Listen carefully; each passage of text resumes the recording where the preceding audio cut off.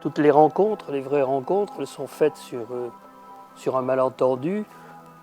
Quand j'ai rencontré Jacques Lacan au début des années 70, très vite il m'a pris pour un maître de la tresse et il m'a interrogé comme si j'avais quelque chose à lui apprendre, alors que moi ce qui me fascinait, c'était la simplicité avec laquelle, du bout de sa plume, il pouvait me dessiner des tresses à 3 brins, à 5 brins ou à 18 brins, à tout ce que vous voulez, parce qu'il y a une première image et une première peinture qui appelle une seconde peinture.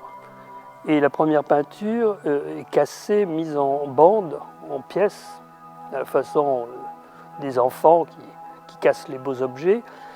Et pourquoi c'est fait? C'est pas simplement pour le plaisir de casser, c'est tout simplement que la première crie son indigence.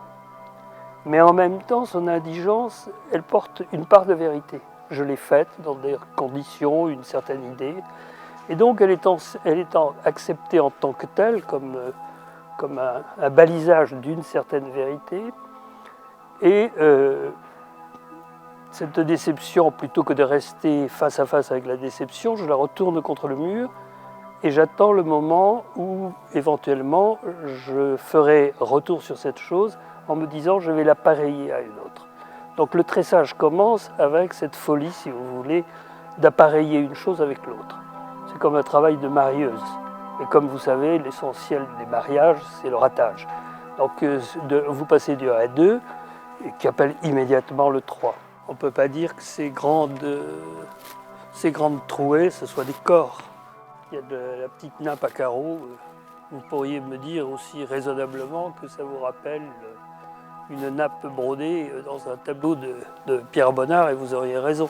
Sauf que, effectivement, il faut que le regard puisse hystériser la présence de quelque chose qui passe.